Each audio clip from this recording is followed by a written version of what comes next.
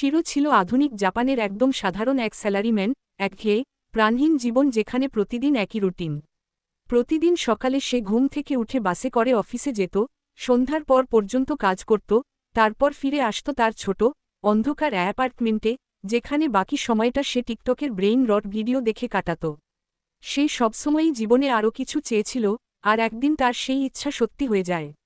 কারণ এক রাতে ঘুম থেকে উঠে সে নিজেকে খালি সাদা এক শূন্যতার মধ্যে দাঁড়িয়ে থাকতে দেখে। কিছুই নেই, শুধু সাদা ফাঁকা স্থান। ধীরে ধীরে তার চোখ ফোকাস করে এবং সে বুঝতে পারে যে সে এক সাদা চুলের পপ আইডলের সামনে বসে আছে, যিনি দাবি করছেন যে তিনি ঈশ্বর। কিন্তু শিরো তো ১৩ বছর বয়সী মেয়ে নয়, তাই সে একদমই মুগ্ধ হয় না। সে সোজাসুজি জিজ্ঞেস করে, আমি কোথায়? পপ ঈশ্বর জানায় যে শিরো মারা গেছে এবং এখন সে এমন এক লিম্বোতে আছে যেখানে তার আত্মা শীঘ্রই চিরতরে বিলীন হয়ে যাবে। কিন্তু ঈশ্বর তাকে একটি বিকল্প দিতে চায়। তিনি বলেন, তিনি চাইলে শিরোকে একটি নতুন ফ্যান্টাসি জগতে পাঠাতে পারেন, যার নাম ম্যাডিয়াস, যেখানে সে নতুন পরিচয় জীবনের দ্বিতীয় সুযোগ পাবে। এটা শুনে শিরোর চোখ চকচক করে ওঠে, এ যেন তার স্বপ্ন সত্যি হয়ে যাচ্ছে। ঈশ্বর সাথে সাথে এক ক্লিপবোর্ড বের করে কিছু স্কিল লিখতে শুরু করেন, যেগুলো তিনি শিরোর মধ্যে প্রোগ্রাম করে দেবেন। আর সময় শেষ হতেই শিরো সরাসরি ম্যাডিয়াস জগতে পাঠিয়ে দেওয়া হয়। আবার ঘুম ভাঙতেই শিরো নিজেকে এক ঘন জঙ্গলের মধ্যে শুয়ে থাকতে দেখে। দ্বিতীয় জীবনের সুযোগ পাওয়া গেছে, এই অনুভূতিতে সে ভীষণ উচ্ছ্বসিত হয়ে ওঠে। সে তাড়াতাড়ি উঠে দাঁড়ায় এবং জঙ্গল থেকে বেরিয়ে আসার পথ খুঁজতে শুরু করে। কিছুক্ষণ পর সে জঙ্গল থেকে বেরিয়ে দূরে একটি ছোট্ট গ্রাম দেখতে পায়। সেই সিদ্ধান্ত নেয়, ওখানে নিশ্চয়ই মজার কিছু জিনিস পাওয়া যাবে। তবে সে আবার ভাবে, যদি সে খালি হাতে যায়, লোকেরা তাকে সন্দেহজনক মনে করবে এবং হয়তো খাবারও দেবে না। হঠাৎ সে ঈশ্বরের কথা মনে করে, যেখানে বলা হয়েছিল তার স্কাউটিং স্কিল থাকবে, যেটা ব্যবহার করে সে দামি উপাদান আর আইটেম খুঁজে বিক্রি করতে পারবে। সাহস করে সে একটি লাঠি হাতে নিয়ে জোরে জোরে অদ্ভুত মন্ত্র উচ্চারণ করতে থাকে, কিন্তু কিছুই হয় না। সে ভয় পেয়ে যায়, এ কি ঈশ্বর তাকে ঠকিয়ে দিল। কিছুক্ষণ পর সে বুঝতে পারে, সে ভুল শব্দ ব্যবহার করছে। অবশেষে সঠিক শব্দ বলতে স্কাউটিং ম্যাজিক চালু হয় এবং সে আশেপাশের সব মূল্যবান জিনিস কোথায় আছে সেটা ঠিকঠাক দেখতে পায়। এই ক্ষমতা দেখে সে নিজেই মুগ্ধ হয়। তারপর সে আরেকটি স্কিল ব্যবহার করতে চায়, যেটা জিনিসপত্র সম্পর্কে তথ্য দেয়। সে কয়েকবার চেষ্টা করে, অবশেষে স্ক্যান শব্দে ম্যাজিক সক্রিয় হয়। তারপর শুরু হয় লুটপাট। বাফেতে তোমাকে যেমন দেখা যায়, তেমনি শিরো জঙ্গলের সব আইটেম এক এক করে ব্যাগে ভরতে থাকে। তার ব্যাগটাও ম্যাজিক্যাল, যত খুশি জিনিস রাখা যাবে, কোনো সাবস্ক্রিপশন ফি নেই। সবকিছু জোগাড় করার পর সে গ্রামের দিকে হাঁটা শুরু করে। সূর্য ডুবার সময় সে অবশেষে গ্রামের প্রবেশদ্বারে পৌঁছায়, যেখানে একজন গার্ড দাঁড়িয়ে ছিল, যদিও ঘুমাচ্ছিল। শিরো তাকে ডেকে তোলে। শিগগিরই সে বুঝতে পারে, এই গ্রামের সবাই কম উচ্চতার মানুষ, যার ফলে শিরো এখানে আসতেই লম্বাদের লিজেন্ড হয়ে যায়। গার্ড জিজ্ঞেস করে, সে কি নাইট নাকি তলোয়ার চালক? শিরো জানায়, সে আসলে একজন গাদারার। এটা শুনে গার্ড অবাক হয়ে তাকে গ্রামের ভিতরে যেতে দেয় এবং পরামর্শ দেয়, মূল বাজারে একটা শপ আছে, ওখানে এইসব জিনিস বিক্রি করা যায়। শিরো গ্রামে ঢুকে হাঁটতে হাঁটতে লোকজনের দৃষ্টি অনুভব করতে থাকে। লোকেরা দূর থেকে তাকিয়ে ভাবছে, এই অচেনা মানুষটাকে। তবে শিরোর কোনো পাত্তা নেই, সে চলেই যায় দোকানের দিকে। দোকানে ঢুকেই সে একটি ডিম্বাকৃতির মসৃণ পাথর বের করে। দোকানদার সেটা হাতে নিয়ে চোখ বড় করে ফেলে, এটা আসলে অ্যান্টিটারের মল। আর এত পারফেক্ট নমুনা নাকি সে জীবনে দেখেনি। সে তৎক্ষণাৎ শিরোকে ৫টা সিলভার কয়েন অফার করে। শিরো হিসেব করে দেখে, ৫ সিলভার মানে প্রায় $৩৫০, মানে তোমাদের মধ্যে বেশিরভাগের জীবনে দেখা সবচেয়ে বেশি টাকার মতো। সে সঙ্গে সঙ্গেই ডিল মেনে নেয়। দোকানদার এতটাই খুশি হয় যে সে আনন্দে সেই পুপটা মুখে ঘষতে থাকে। তারপর দোকানদার জিজ্ঞেস করে, আর কিছু আছে? শিরো তার ব্যাগ উল্টে দেয়। দোকানদার এত সব উচ্চমানের উপকরণ দেখে হতবাক, এত দামি জিনিস কেউ ছোট্ট গ্রামে কেন বিক্রি করবে? শিরো মিথ্যা বলে, সে নাকি ভ্রমণকারী এবং পথে পথে সংগ্রহ করে। দোকানদার তার প্রতিভা চিনতে পারে এবং তাকে একটি কাজ দেয়, বরফাচ্ছন্ন পাহাড় থেকে রত্ন সংগ্রহ করার। সেখানে দানবও থাকতে পারে। শিরো প্রথমে দ্বিধায় পড়ে, কিন্তু দোকানদার বলেন, এই কাজের বিনিময়ে তাকে ২০,০০০ কয়েন দেওয়া হবে। এই অফারের পর শিরোর আর কিছু বলার থাকে না, সে রাজি হয়ে যায়। এরপর শিরো দোকান থেকে বেরিয়ে একটি ইন খুঁজে সেখানে রাত কাটানোর সিদ্ধান্ত নেয়। একটি রুম পেয়ে সে শক্ত বিছানায় শুয়ে পড়ে। সারাদিনের ক্লান্তি শরীরে জমে আছে, সে ভাবতে থাকে, কি ভালোই না হতো যদি এখন গোসল করতে পারতাম। ঠিক তখনই দরজায় কড়া নাড়া। দরজা খুলতেই এক তরুণী মেয়ে এক টব ভর্তি পানি নিয়ে দাঁড়িয়ে থাকে। কিন্তু শিরো জীবনে কখনো স্নানঘরে গোসল করেনি, তাই সে বিরক্ত মুখে বলে ওঠে, এটা দিয়ে আমি করবটা কি? মেয়েটি ভ্রু কুঁচকে জবাব দেয়, তুমি বাজে গন্ধ ছড়াচ্ছ, তাই ভেজা তোয়ালে দিয়ে নিজেকে পরিষ্কার করতে হবে। শিরো বিরক্ত স্বরে বলে, তোয়ালে দিয়ে? তোমাদের এখানে শাওয়ার নেই নাকি? এই কথায় মেয়েটি অবাক হয়ে যায়, যেন শিরো অন্য ভাষায় কথা বলছে। সে বলে, শাওয়ার ও জিনিস তো কেবল অভিজাতদের জন্য। আমরা সাধারণ লোকেরা পানি আর তোয়ালে দিয়েই পরিষ্কার হই। শিরো বিশ্বাসই করতে পারে না, এত সাধারণ জিনিসটাও এখানে বিশেষ সুবিধা। মেয়েটি আরও বলে, কিছু ম্যাজ আছে যারা জাদু দিয়ে গোসল করাতে পারে, তবে টাকার বিনিময়ে। এই তথ্য শোনার সঙ্গে সঙ্গে শিরোর মাথায় বুদ্ধি খেলে যায়। সে মেয়েটির হাতে টাকা আর একটু বকশিশ ধরিয়ে দিয়ে দ্রুত করে তাকে ঘর থেকে বের করে দেয়।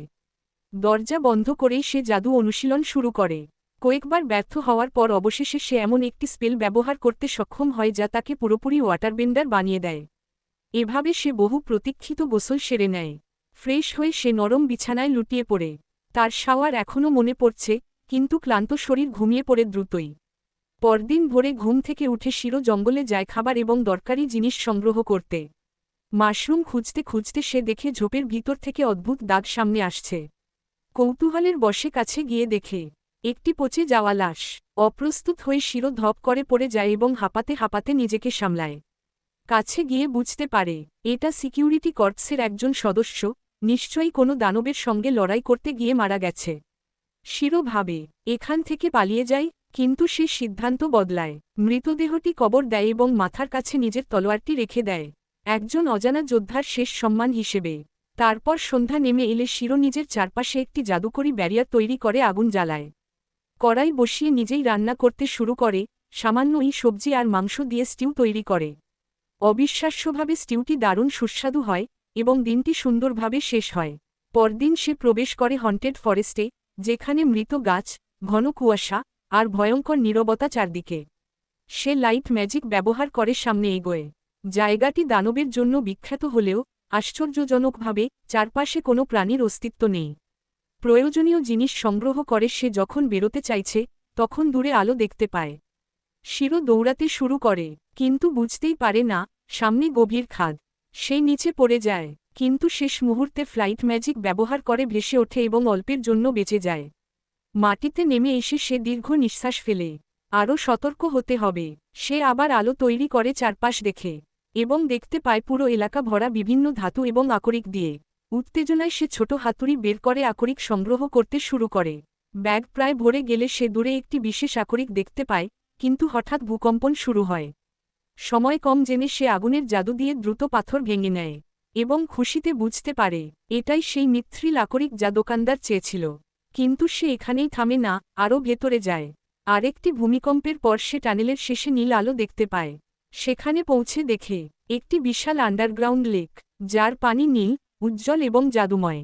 পরীক্ষা করে সে বুঝতে পারে ডানদিকের তীর এসএসটিআর ম্যাজিক্যাল ওয়াটার। এটা এখন পর্যন্ত পাওয়া সবচেয়ে মূল্যবান জিনিস।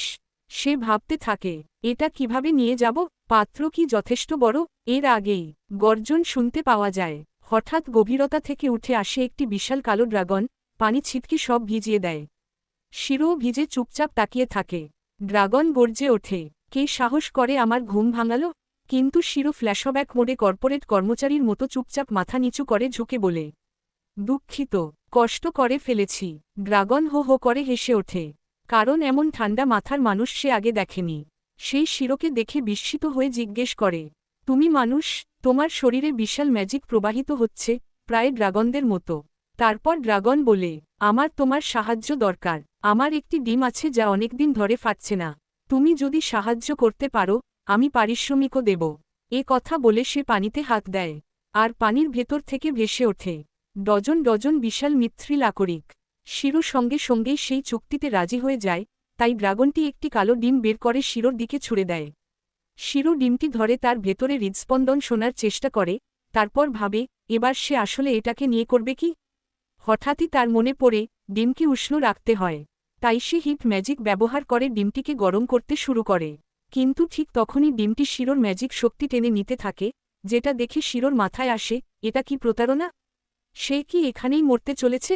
পরের মুহূর্তেই তার জ্ঞান লোপ পায়। সে নিজেকে উষ্ণ পানির ভেতর ভাসতে দেখতে পায়, আর তার সামনে আরেকজন কালো চুলের কেপপ দেবতা হাজির হয়। সেই দেবতা তাকে জানায় যে শিরো এখন এমন কিছু করছে যা এই বিশ্বের প্রবাহে গণ্ডগোল সৃষ্টি করছে। শিরো জিজ্ঞেস করে, আমি কি মারা গেছি? দেবতা উত্তর দেয়, এখনও না। সেই কথার পর শিরো হঠাৎই জ্ঞান ফিরে পায়, সম্পূর্ণ অন্ধকারে। সে লাইট ম্যাজিক ব্যবহার করে চারদিক আলোকিত করে, আর দেখে ডিম থেকে ছোট্ট ড্রাগনটি সম্পূর্ণরূপে বেরিয়ে এসেছে। বড় ড্রাগনটি আনন্দে ভরে ওঠে, আর বাচ্চা ড্রাগনটি কাপা পায়ে দাঁড়াতে শেখে। ড্রাগন শিরোকে ধন্যবাদ জানায় এবং বলে, এখন তোমার কাজ হলো ওকে একটা নাম দেওয়া। শিরো পুরো বোকামির মতো নাম দেয়, বি। আর সেই মুহূর্তেই প্রাচীন ড্রাগন তাকে ধাক্কার মতো খবর দেয়, এখন থেকে বি শিরোর সাথেই থাকবে। শিরো বিশ্বাসই করতে পারে না, এমন বিরল আর অপূর্ব প্রাণী তার সঙ্গী হয়ে গেল। কিন্তু বিশাল কালো ড্রাগনটি বলে, তুমি ইতিমধ্যেই শক্তিশালী, তুমি ওকে রক্ষা করতে পারবে। এ কথা বলে ড্রাগনটি পানির তলে অদৃশ্য হয়ে যায়, শিরো আর ছোট বিকে একসঙ্গে পথ চলার জন্য রেখে। গুহা থেকে বেরোতেই সন্ধ্যা হয়ে যায়। বি প্রথমবার বাইরের দুনিয়া দেখে উড়তে উড়তে আনন্দে ঘুরতে থাকে। শিরো বুঝতে পারে, এখন অন্ধকার নামবে, তাই সে কাছাকাছি ক্যাম্প করার সিদ্ধান্ত নেয়। সে তার জাদুর ব্যাগ থেকে একটি গ্লাস বার করে লেকের জাদুকরি পানি ভরে। প্রাচীন ড্রাগন তার ম্যাজিক ব্যবহার করে শিরোর ব্যাগকে সরাসরি সেই লেকের সাথে যুক্ত করে দিয়েছে, কারণ এই পানি বেড়ে ওঠার জন্য অপরিহার্য। বি গ্লাস খালি করে ফেলে এবং আরও চায়। শিরো আবার গ্লাস ভরে দেয়, কিন্তু বি এবার সেটা শিরোর দিকে বাড়িয়ে দেয়, কারণ সে চায় শিরো পুষ্টি পাক এবং সুখী থাকুক। তারপর শিরো কয়েকটি ম্যাজিক স্টোন ব্যবহার করে একটি শক্তিশালী ব্যারিয়ার তৈরি করে, পুরো মন্ত্র না বলে শর্টকাট ব্যবহার করে। সে জানে ম্যাজিক স্টোন এই দুনিয়ায় খুব বিরল, শেক্সপিয়র থেকে কেনা বইয়ে সে পড়েছে। সে তার হাতে হিট ম্যাজিক জমা করে রান্নার জন্য নিয়ন্ত্রিত আগুন তৈরি করা একটি ম্যাজিক স্টোন বানায়।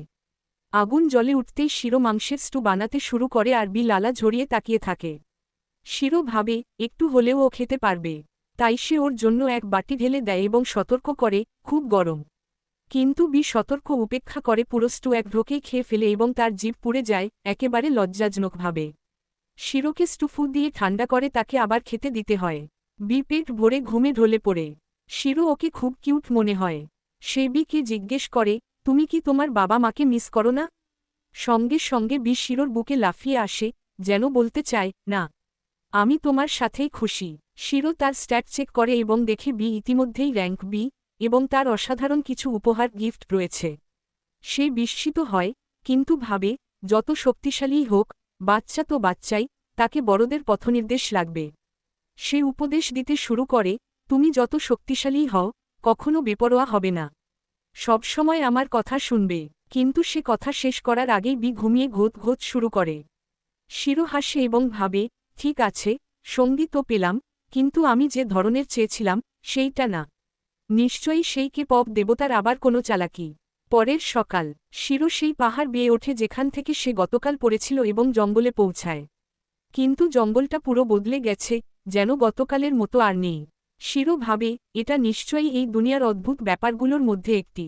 বি আশেপাশে ঘুরতে থাকে আর শিরো নতুন নতুন ঔষধি গাছপালা সংগ্রহ করে। হঠাৎ তার শরীরে এক অদ্ভুত ঝনঝনানি অনুভব হয়। পরের মুহূর্তেই সে একটি গাছের নিচে দাঁড়িয়ে। বি ভয়ে কাঁপতে কাঁপতে তার দিকে উড়ে আসে। শিরো সঙ্গে সঙ্গে চারপাশ স্ক্যান করে, রাডারে অনেকগুলো মনস্টারের দাঁত দেখা যায়, যেটা অদ্ভুত কারণ গতকাল তো একটাও ছিল না।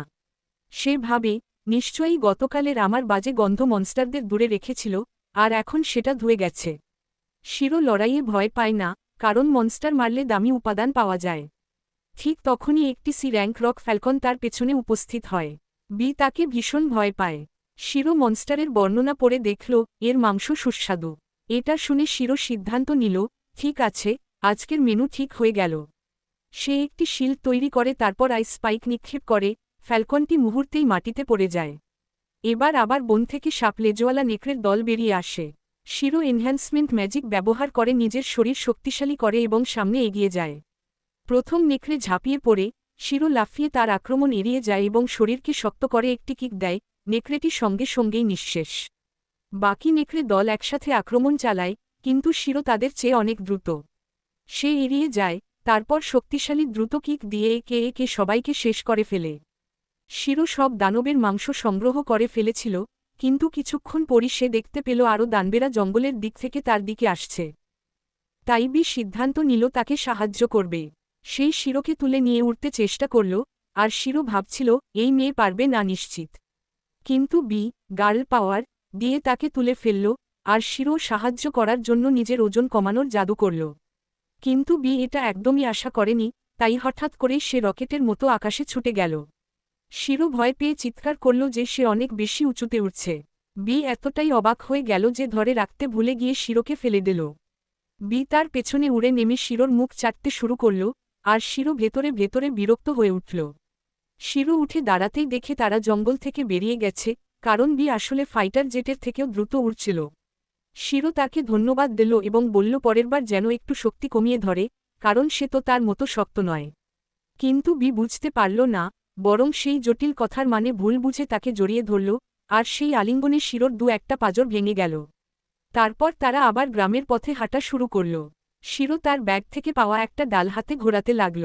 সে বলল যে এটা কিংবদন্তির বৃক্ষ ইগড্রাসিলের শাখা, যা নাকি পুরো বিশ্বের প্রতিচ্ছবি, তবে এখনও ঘুমিয়ে আছে।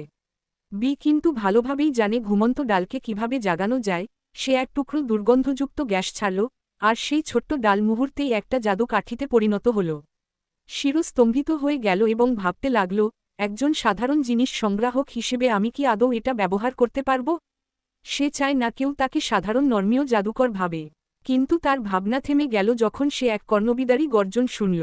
শিরো আতঙ্কগ্রস্ত হয়ে অস্ত্র ধরল, কিন্তু বি শব্দের দিকে উড়ে গেল, আর শিরো ভয় পেল তার জন্য। সে অনুসরণ করে দেখল বি একটি গাছের চারপাশে ঘুরছে। শিরো কাছে যেতেই দেখতে পেল একটি ছেঁড়া ফাটা পোশাক পরা ক্লান্ত, ক্ষুধার্ত এক এলফ মেয়ে। সে জিজ্ঞেস করল, দানব কি তোমাকে আক্রমণ করেছিল? এলফ মাথা নেড়ে না বলল, আর তখনই তার পেট থেকে সেই শোচনীয় গর্জনের শব্দ আবার বেরিয়ে এলো। সে বলল 3 দিন হলো সে কিছু খায়নি। শিরো হতভম্ব হয়ে গেল, এত ভয়ঙ্কর শব্দ তার পেট থেকে এসেছে। এলফ পানি চাইল, শিরো সঙ্গে সঙ্গে বোতল দিল, আর সে এক চুমুকে সব খেয়ে ফেলল। পানি তাকে কিছুটা ভালো লাগালেও ক্ষুধা তো কমল না। শিরো দ্রুত তার সাথে আনা লাঞ্চবক্স খুঁজে বের করল। এলফ খাওয়ার সাথে সাথেই সেটা গলাধঃকরণ করল আর আনন্দে একটা হাইপারবিম বের করল, বলল খাবারটা এতই স্বর্গীয় যে সে যেন স্বর্গে পৌঁছে গেছে। শিরো হতবাক, সে কখনো ভাবেনি কোনো এলফ এত অসভ্য আচরণ করতে পারে। সে বলল খাবারটা আসলে সুস্বাদু নয়, তুমি 3 দিন ধরে কিছু খাওনি বলে এমন মনে হচ্ছে। তারপর সে জিজ্ঞেস করল, কাছেই তো গ্রাম আছে, তাহলে খাবার ফুরিয়ে গেল কিভাবে? এলফ প্রশ্নে অস্বস্তি বোধ করল, আর তখনই শিরো তাকে রোস্ট করতে শুরু করল। এমনকি যারা কিছু জানে না তারাও কোনো যাত্রায় লাঞ্চবক্স নিয়ে বের হয়। এলফ রেগে উঠল এবং তাকে ঝগড়া করার জন্য কাছে কিন্তু শিরো দ্রুত পিছিয়ে গেল কারণ সে তো ক্ষুধার্ত। এই জাতবিদ্বেষী ওয়ালা লোকটা আবার বলল, সে ভেবেছিল এলফদের গায়ের গন্ধ হবে স্ট্রবেরি আর পেপারমিন্টের মতো, কিন্তু সে তো গন্ধ ছড়াচ্ছে টাটকা গোবরের মতো। এলফ আরও রেগে বলল, সে কয়েকদিন ধরে ক্যাম্প করছিল তাই পরিষ্কার হতে পারেনি। তারপর সে দ্রুত উঠে দাঁড়াল, খাবারের জন্য ধন্যবাদ দিল এবং বলে উঠল, প্রথম দেখা হওয়া কারো সাথে এমন মজা করা গে আচরণ। এটুকু বলেই সে দৌড়ে চলে গেল। এটা ছিল শিরোর জীবনের প্রথম এলফ অভিজ্ঞতা, আর সে এতে ভীষণ হতাশ। যাই হোক, শিরো আবার জিনিস সংগ্রহে মন দিল এবং শেষে জঙ্গল থেকে বেরিয়ে এল। বি তখন 1 মাইল দূর থেকে একটা গাড়ি আসতে দেখল, আর শিরো মুগ্ধ হয়ে গেল তার দৃষ্টিশক্তি দেখে। গাড়িটা কাছে এলে শিরো বিস্ময়ে তাকিয়ে রইল, কারণ ওটা চালাচ্ছে একটা ইউনিকর্ন। গাড়িতে থাকা ব্যবসায়ী শিরোকে দেখে বিস্মিত হয়ে জিজ্ঞেস করল, সে এখানে কি করছে? শিরো বলল সে পায়ে হেঁটে টর্মি গ্রামে যাচ্ছে। ব্যবসায়ীর পরিবার জানালার ফাঁক দিয়ে উকি মেরে তাকে দেখতে লাগল। লোকটি শিরোর হাতে থাকা জাদুকাঠি দেখে জিজ্ঞেস করল সে কি জাদুকর? শিরো নার্ভাস হয়ে বলল, হ্যাঁ, মানে, কেবল একজন জাদুকর। লোকটি তাকে গাড়িতে উঠতে বলল, কারণ তারাও টর্মি গ্রামে যাচ্ছে। শিরো জিজ্ঞেস করল তার মতো লম্বা এবং ভারী লোক গাড়িতে উঠলে সমস্যা হবে কিনা। ব্যবসায়ী বলল কোনো সমস্যা নেই। শিরো গাড়িতে উঠল, আর সেখানে থাকা বাচ্চারা তাকে দেখে মজা পাচ্ছিল কারণ সে খুবই লম্বা। শিরো যখন তাদের ধন্যবাদ দিল, পরিবার বলল যে এখানে সবাই সবাইকে সাহায্য করে, এটা স্বাভাবিক ব্যাপার। তারা এতটাই বন্ধুত্বপূর্ণ যে শিরো ভাবতে লাগল, এরা নিজেদের নিরাপত্তার বিষয়ে খুবই উদাসীন। সে জিজ্ঞেস করল, যদি আমি ডাকাত হতাম তাহলে? আর বাচ্চাদের ভয় দেখানোর চেষ্টা করল। কিন্তু ছেলে বলল, তুমি ডাকাত হতে পারো না, কারণ ঘণ্টা বাজেনি। শিরো কিছুই বুঝল না, তাই মহিলা একটা জাদুকরি ক্রিস্টাল লাগানো ঘণ্টা দেখিয়ে বলল, এই ঘণ্টা কাছে খারাপ মানুষ থাকলে বাজে। শিরো এই আইডিয়াতে মুগ্ধ হয় এবং ভাবে সে নিজেও যদি ম্যাজিক ক্রিস্টাল বানাতে পারে তাহলে ভালো হবে। হঠাৎ সে মনে করে যে সে এখনও নিজের পরিচয় দেয়নি, তাই সে পরিবারকে নিজের সম্পর্কে জানায় এবং পরিবারও নিজেদের পরিচয় দেয়। গাড়ি চালাচ্ছেন যিনি, তার নাম প্যালাম, তার স্ত্রীর নাম এলিজা এবং তাদের বাচ্চাদের নাম ইউনিন আর কেন। তারা পরিচিতি বিনিময় করছিল, ঠিক তখনই হঠাৎ অদ্ভুত আওয়াজ করতে শুরু করে এবং বাচ্চারা খেয়াল করে যে শব্দটা শিরোর কোটের পিছন দিক থেকে আসছে। তারা খুব জানতে চায় শিরো কি লুকিয়ে রেখেছে, আর শিরো একটু নার্ভাস হয়ে বলে এটা একটা বিরল দানব, দেখে তাদের শক লাগতে পারে।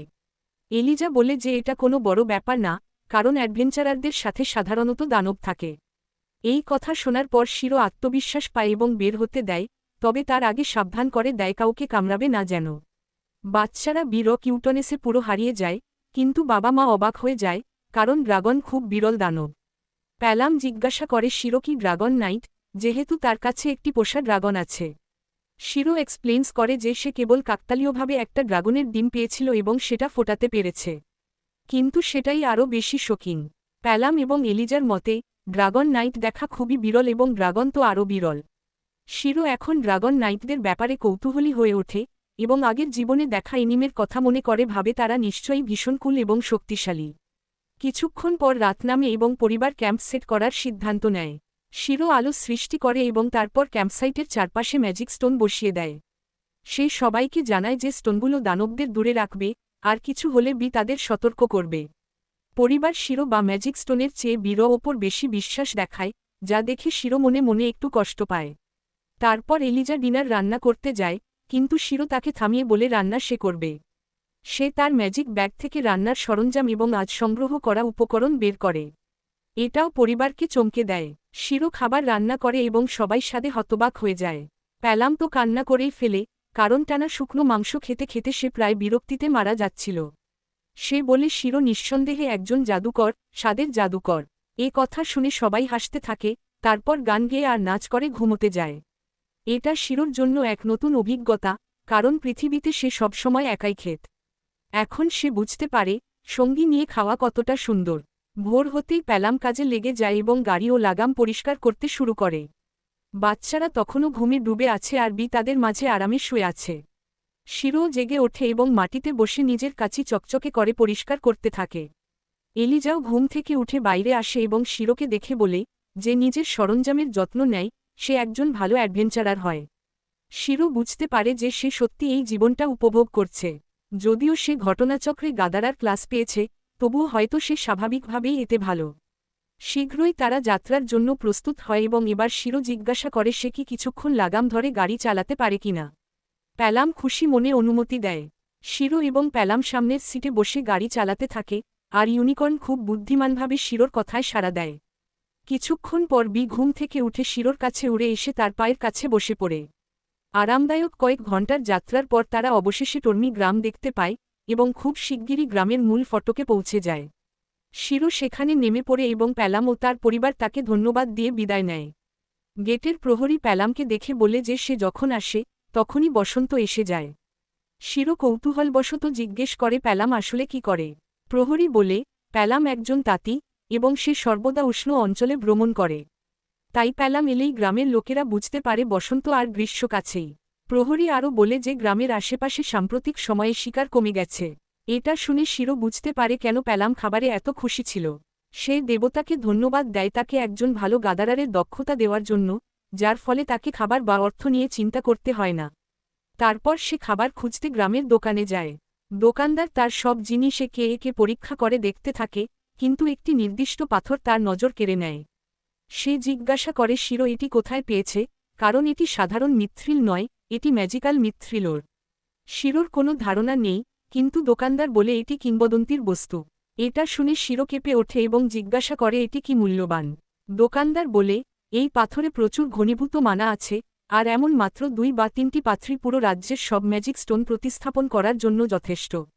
শিরো হতবাক হয়ে যায়, কিন্তু তার বিশেষ স্কিল সম্পর্কে জানাতে চায় না, তাই বলে সে কেবল এলোমেলোভাবে পেয়েছে। দোকানদার বিশ্বাস করে না এবং বলে এলোমেলো হোক বা না হোক, তার এই দক্ষতা খুবই বিরল এবং অপচয় হচ্ছে। সেই শিরোকে জানায় তার উচিত এখান থেকে বড় শহর বেলকাইমে যাওয়া, কারণ সেখানেই এমন লোক আছে যারা এই ধরনের ওরের মূল্য দিতে সক্ষম। সে আরও পরামর্শ দেয় গিল্ডে যোগ দিতে, যেখানে উন্নত জ্ঞান পাওয়া যাবে এবং যা তার ভবিষ্যতের অভিযানে কাজে আসবে। সেই রাতে নিজের ঘরে বিশ্রামে বসে শিরো গিল্ড আর অ্যাডভেঞ্চারদের সম্পর্কে আরও খোঁজখবর নিতে শুরু করে। বুঝতে পারে যে অ্যাডভেঞ্চারার হওয়া আসলে তার জন্য বেশ উপকারী হতে পারে, কিন্তু সে তাড়াহুড়ো করে কিছুই করতে চায় না। অবশেষে সিদ্ধান্ত নেয় তার পরবর্তী ধাপ হবে শিকার খেলায় অংশ নেওয়া এবং তারপর একটি গিল্ডে যোগ দেওয়া। তবে আপাতত সে আরও কয়েকদিন টর্মি গ্রামের আশেপাশে থাকবে। 2 দিন কেটে যায়। এই সময়ে সে কয়েকদিন আগে মারা ফেলা দানবটির মাংস গ্রামের সবাইকে রান্না করে খাওয়ানোর প্রস্তাব দেয়। শিকারের অভাব থাকায় সবাই সেই মাংসের স্বাদ উপভোগ করে, আর হয়তো স্যালোমোনেলাও। কিন্তু এমনকি গ্রামের দুষ্ট লোকেরাও খেতে খেতে খুশি ছিল, তাই মিশন সফল। আরও কিছু দিন সে গ্রাম ঘুরে ঘুরে বিভিন্ন জিনিস সংগ্রহ করে। তবে খুব শিগগিরই সে যাত্রার জন্য প্রস্তুত হয়ে যায়। বৃদ্ধা মহিলা তাকে একগাদা মশলাপাতি আর সিজনিংস দিয়ে বলেন যে, গ্রামে সবাই তোমাকে আরেকটু সময় থাকতে দেখতে চাইতো, আমরা তোমার উপস্থিতির সঙ্গে অভ্যস্ত হয়ে গেছি।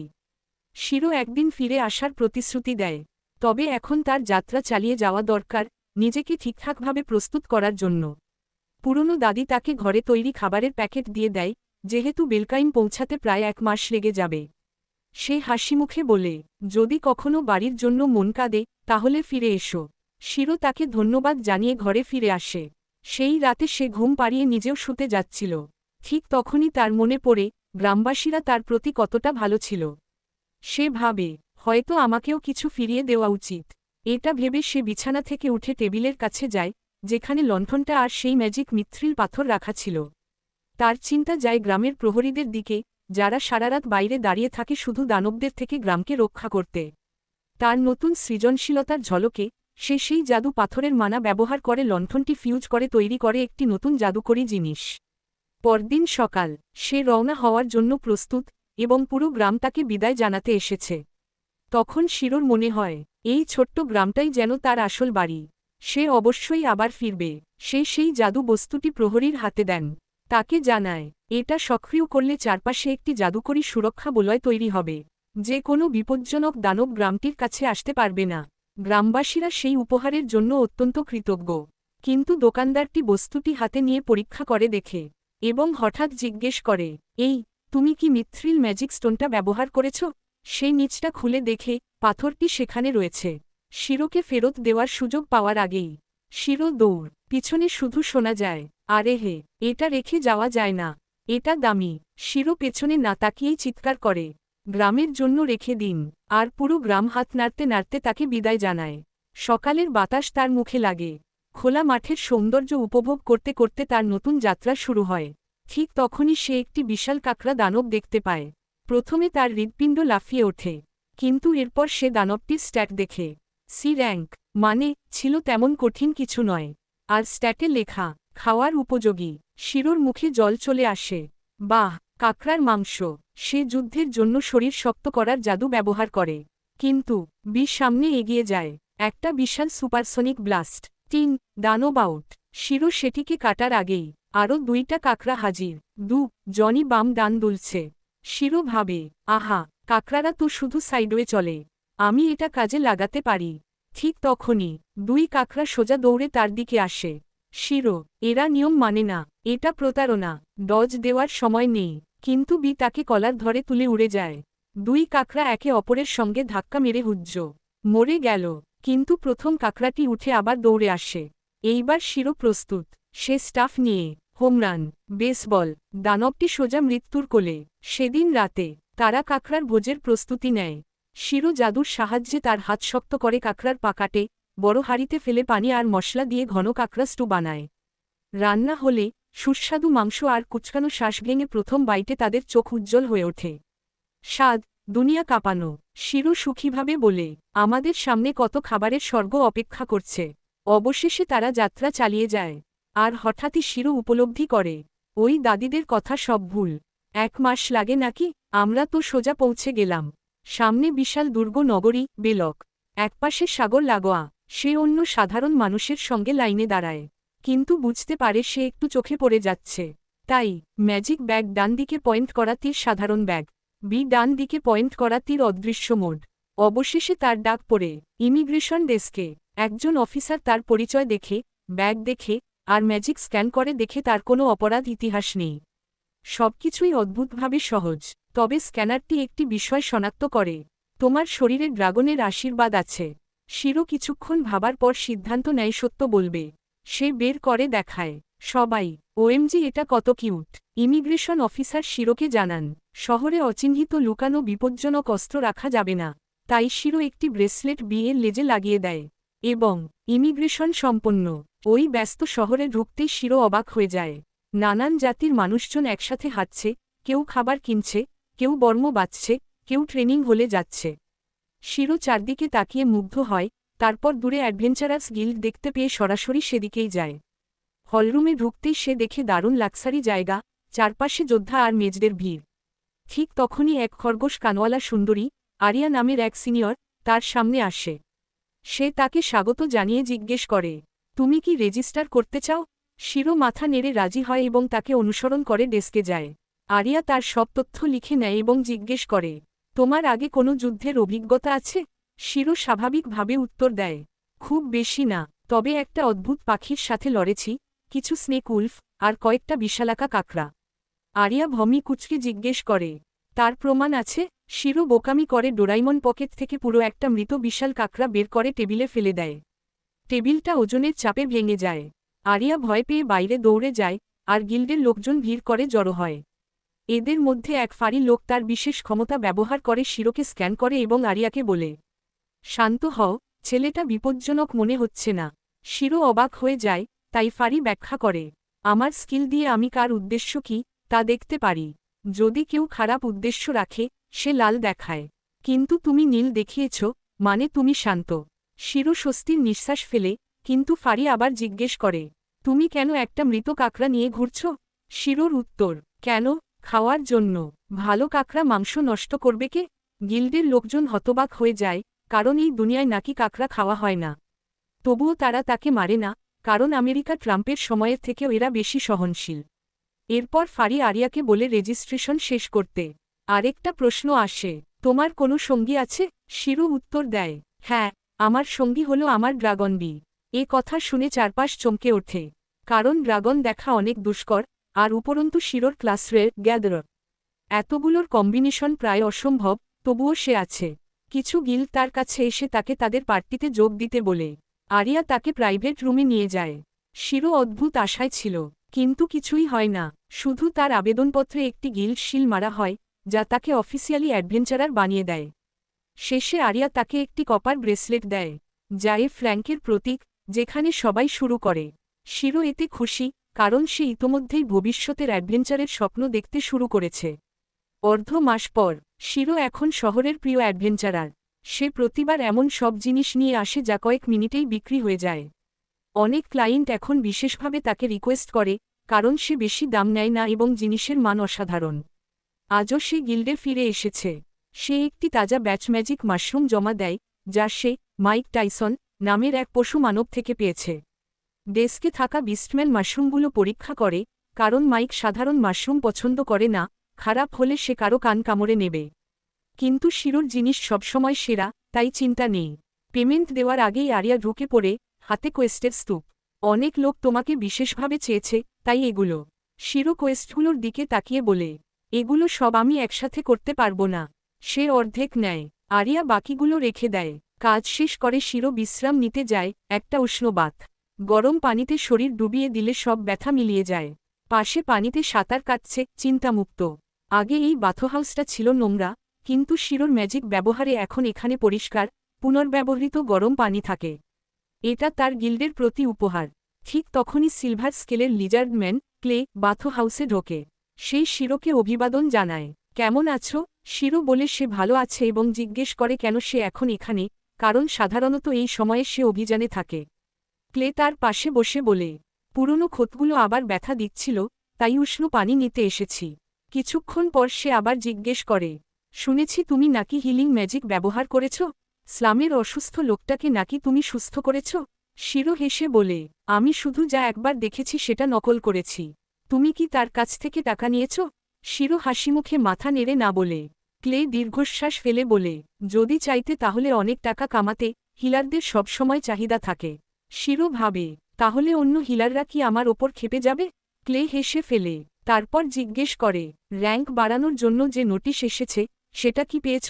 শিরো বলে, আমি এখন যেমন আছি তাতেই ভালো। আলোচনার কেন্দ্রে যেতে চাই না। তখন ক্লে তাকে সতর্ক করে, তুমি যদি এভাবে চালিয়ে যাও, তাহলে বরং আরও বেশি নজরে পড়বে, আর তখন শত্রুও তৈরি হবে। এ কথা বলে ক্লে উঠে দাঁড়ায় এবং বাথহাউস থেকে বেরিয়ে যায়। গোসলের পর শিরো আবার রিসেপশন কাউন্টারে ফিরে আসে, যেখানে তার কাজের জন্য তাকে টাকা দেওয়া হয়। এদিকে বি আরামসে ক্র্যাকার চিবুচ্ছিল, কিন্তু রিসেপশনিস্ট আবারও জিজ্ঞেস করে, ঠিক কবে শিরো তার র্যাঙ্ক বাড়ানোর পরিকল্পনা করছে? শিরো শুধু মুচকি হেসে বলে যে সে এখনও প্রস্তুত না, নিজের কিছু দক্ষতাকে নিখুঁত করতে হবে, তারপরই র্যাঙ্ক বাড়ানোর কথা ভাববে। সে জানে, যদি সে র্যাঙ্ক বাড়িয়ে ফেলে, তাহলে গিল্ড তাকে আরও ভালো পেমেন্টওয়ালা কাজ দেবে, যেটা তার জন্য যেমন ভালো, তেমনই গিল্ডের জন্য। কিন্তু এখনকার অবস্থা তার কাছে একদম পারফেক্ট, যত কাজ করছে তার জন্যই টাকা পাচ্ছে, আর তার ব্যক্তিগত স্বাধীনতাও অটুট আছে। ঠিক যখন সে নিজের রুমে ফিরে যাওয়ার জন্য ঘুরছিল, তখনই একজন দূত গিল্ডে ঢুকে চিৎকার করে জানায়, শহর আক্রমণের মুখে, বিশাল গবলিনের বাহিনী আসছে। মুহূর্তের মধ্যে গিল্ডের ভেতর বিশৃঙ্খলা শুরু হয়ে যায়। সবাই তাড়াহুড়ো করে বর্ম পরে, অস্ত্র তুলে, যোদ্ধাদের নাম ডাকা শুরু হয়। গিল্ডমাস্টার স্কাউটকে জিজ্ঞেস করে শহরে এখনও কোনো অনর্যাঙ্কড অ্যাডভেঞ্চারার আছে কিনা। ছোট সেই ইঁদুর জাতীয় মেয়েটি বলে, শুধু ক্লে আছে, বাকিরা সবাই মিশনে গেছে। গিল্ডমাস্টার তাকে অবিলম্বে ক্লেকে আনতে বলে এবং ঘোষণা করে, জঙ্গল অ্যাডভেঞ্চারার র্যাঙ্ক ডি বা তার ওপরে থাকা সবাই বাধ্যতামূলকভাবে যুদ্ধে অংশ নেবে। শিরো সব বিশৃঙ্খলা দেখছিল, তবে মনে মনে ঠিক করে ফেলেছিল, এটা আমার সমস্যা না, আমি তো এখনও ফ্র্যাঙ্ক। কিন্তু গিল্ডমাস্টার তাকে ডেকে পাঠিয়ে জানায় যে এই মুহূর্তে তাদের শিরোর সাহায্য দরকার। গিল্ডমাস্টার ব্যাখ্যা করে, গবলিনরা পশ্চিম দিক থেকে আক্রমণ করবে এবং শহরের প্রধান গেট ভাঙার চেষ্টা করবে। তাই সবচেয়ে ভালো প্রতিরক্ষা কৌশল হল, গবলিনদের কখনোই সেতু পার হতে না দেওয়া। গোটা হলে যুদ্ধের গর্জন, তলোয়ার বের করে প্রস্তুতি, সবাই যেন যুদ্ধ দেখে উত্তেজিত জক্স। শিরো মনে মনে বলে, ভাই, এরা আসলেই যোদ্ধা, আর আমি সেই লোক, ম্যাচা লাটে ওট মিল্ক, শান্ত জীবনের মানুষ। তার ঠিক পাশেই দাঁড়িয়ে থাকা দুই বোকাসোকা যোদ্ধা শিরোকে নিয়ে ঠাট্টা শুরু করে, বেটা সরে থাকিস, না হলে পায়ের নিচে পিষে ফেলব। শিরো তাদের মায়ের ব্যাপারে জবাব দেওয়ার আগেই গিল্ডমাস্টার তাদের থামিয়ে দেয়। গিল্ডমাস্টার শিরোকে জিজ্ঞেস করে, সে কি সেই গ্যাদারার, যাকে নিয়ে গিল্ডের লোকেরা এত প্রশংসা করছে? সে বলে যে গিল্ডের লোকেরা শিরোকে খুব প্রশংসা করছে, তাই সে নিজেই দেখতে চায় শিরো সত্যিই এত ভালো কিনা। শিরোকে শুভেচ্ছা জানিয়ে সে মিউ নামের সেই ইঁদুর জাতীয় মেয়েটিকে তার সাথে রেখে দুই দাঙ্গাবাজকে নিয়ে চলে যায়। মিউ শিরোর দিকে তাকিয়ে দুঃখ করে বলে, সরি, সাধারণত ফ্র্যাঙ্কের লোকদের এমন যুদ্ধে পাঠানো হয় না, কিন্তু গিল্ডমাস্টার নিশ্চয়ই তোমার মধ্যে কিছু দেখেছে। এটা তার জীবনের প্রথম সত্যিকারের যুদ্ধ, তাই উত্তেজনা ধীরে ধীরে ভয়ে রূপ নেয়। পাখির শব্দে চমকে ওঠে, কাঁদতে থাকে এবং শিরোকে জড়িয়ে ধরে বলে, তোমাকে আমাকে বাঁচাতে হবে, আমি মরতে চাই না। শিরো বুঝে ফেলে, এভাবে চললে সে যুদ্ধে বাধা হয়ে দাঁড়াবে। তাই সে শান্তভাবে বলে, চিল করো, এখনও শত্রু চোখেই পড়েনি। তার ছোট একটি পেপটকের পর মিউ কিছুটা শান্ত হয় এবং আহতদের সাহায্য করতে ক্যাম্পে ফিরে যায়। ঠিক তখনই পিছন থেকে শোনা যায় হাসি, এটা ক্লে। শিরো তাকে দেখে জিজ্ঞেস করে, তুমি ফ্রন্টলাইনে নেই কেন? তুমি তো আমাদের সেরা যোদ্ধাদের একজন। ক্লে চুপচাপ বলে, তার পুরনো ক্ষত আবার ব্যথা করছে। শিরো এক ঝলক দেখে ক্ষতের প্রকৃতি বুঝে ফেলে। ক্লে অবাক হয়ে জিজ্ঞেস করে, তুমি কি ভাবছ আমি পিঠ ফিরিয়ে পালাচ্ছিলাম, তাই এই দাগ? শিরো মাথা নাড়ে, না, তুমি কাউকে বাঁচাতে গিয়েছিলে। এই ক্ষত কাপুরুষতার নয়, বরং সাহসের চিহ্ন। ক্লের চোখে সম্মান আর বিস্ময়ের অনুভূতি ফুটে ওঠে। হঠাৎ তারা দূরে ধুলোয় ভরা বিশাল মেঘ দেখতে পায়। ক্লের মুখ বিবর্ণ হয়ে যায়। ফরমেশন ভেঙে গেছে, গবলিনরা ঢুকে পড়েছে। সে তৎক্ষণাৎ বর্ষা তুলে যুদ্ধক্ষেত্রের দিকে দৌড় দেয়। শিরো তাকে থামাতে চাইলেও দেরি হয়ে যায়। শিরো শুধু দীর্ঘশ্বাস ফেলে, ঠিক আছে, এবার আমাকেও যেতে হবে। সাথে সাথে সে আহতদের টেন্ট ঘিরে একটি শক্তিশালী প্রতিরক্ষা ব্যারিয়ার তৈরি করে, তারপর সুপার স্পিড ব্যবহার করে যুদ্ধক্ষেত্রে পৌঁছে যায়। সেখানে অবস্থা ভয়ঙ্কর। মাত্র কিছু আহত অ্যাডভেঞ্চারার মরিয়া হয়ে যুদ্ধ করছে, আর কিছু গবলিন পাশ কাটিয়ে শহরের দিকে এগিয়ে যাচ্ছে। শিরো তা হতে দেয় না। সে নিজের শরীর কঠোর করে এক গবলিনকে ঘুষিতে উড়িয়ে দেয়। কিন্তু দ্রুতই সে বোঝে, এই গবলিনগুলো আগেরগুলোর চেয়ে অনেক শক্তিশালী। তাই সে ডাকে। বি সাথে সাথে আকাশে উঠে পিক্যাক্স মোড চালু করে আর একের পর এক গবলিনকে চূর্ণ করতে থাকে। অ্যাডভেঞ্চারাররা তাকে ধন্যবাদ দেয় এবং বলে, একটা হাই র্যাঙ্ক গবলিন সার্জেন্ট হঠাৎ হাজির হয়ে পুরো লাইন ভেঙে দিয়েছে। এখন পর্যন্ত শুধু ক্লে রজন্যই তারা বেঁচেছিল। এটা শুনে শিরো বুঝে ফেলে ক্লে বিপদে। সে বনভূমিতে দৌড়ে যায় এবং দেখে ক্লে প্রচুর গবলিনের মাঝে লড়ছে, কিন্তু তার ক্ষত আবার জ্বালা শুরু করেছে। সে হাঁটু গেড়ে বসে পড়ে। গবলিনরা তাকে ঘিরে ফেলে। ঠিক তখন শিরো বজ্রগতিতে ঝাঁপিয়ে পড়ে একদম শেষ সেকেন্ডে ক্লেকে বাঁচিয়ে ফেলে। তারপর হঠাৎ গবলিন উপস্থিত। জনেই আক্রমণ এড়িয়ে যায়, কিন্তু আবার ঘিরে ফেলা হয়। ক্লে চিৎকার করে, তুমি দৌড়াও, আমি তাদের আটকে রাখব। কিন্তু শিরো শুধু হেসে বলে, না, আজ নতুন কিছু ট্রাই করি। সে ম্যানা লেকের পানি ক্লের উপর ছিটিয়ে একটি হিলিং স্পেল চালায়। তারপর ক্লে রূপান্তরিত হয় ক্যাজুয়াল নম্বর 8 স্টাইলে অর্ধ ড্রাগন যুদ্ধদানব। তারপর সে একাই পুরো বাহিনী চূড়ান্তভাবে ধ্বংস করে দেয়। যুদ্ধ শেষ হলে গিল্ডমাস্টার আসে এবং শিরোকে ধন্যবাদ জানায়, পুরস্কারের প্রতিশ্রুতি দেয়। কিছুক্ষণ পরে ক্লে শিরোর রুমে আসে, তার রূপান্তর এখন মিলিয়ে গেছে। সে জিজ্ঞেস করে, তুমি আমাকে কি দিয়েছিলে? শিরো উত্তর দেয়, প্রাচীন ড্রাগনের গুহার মেনা ভরা লেকের পানি। ক্লে গভীরভাবে বলে, আমাদের পূর্বপুরুষেরা ড্রাগন ছিল, কিন্তু আমি এখন শুধু টিকটিকি আর মানুষ মিশ্রণ। কিন্তু আজ তুমি আমাকে আমার সত্যিকারের শক্তির সঙ্গে যুক্ত করেছ, তবে আমি ভয় পাচ্ছি, যদি আমি নিয়ন্ত্রণ হারাই। শিরো শুধু বলে, ভয় নয়, ক্ষমতা আসে দায়িত্বের সাথে। কিছুক্ষণ নীরবতার পর ক্লে হঠাৎ জিজ্ঞেস করে, তুমি আসলে কে? শিরো এবার সত্য বলে, আমি আরেক জগৎ থেকে মারা এসে এখানে পুনর্জন্ম নিয়েছি। ক্লে প্রথমে বিশ্বাস করে না, কিন্তু আজকের ঘটনার পরে আর কিছুই অসম্ভব মনে হয় না। জনেই ঘুমাতে যায়। পরের সকাল শিরো শহর ঘুরতে বের হয় এবং একটি দোকানের সামনে দাঁড়িয়ে তাকিয়ে থাকে। দোকান খোলার সময় দোকানদার তাকে দেখে জিজ্ঞেস করে, অস্ত্র লাগবে নাকি কোনো প্রাচীন আর্টিফ্যাক্ট? ভিডিওটি ভালো লাগলে লাইক করতে ভুলবেন না।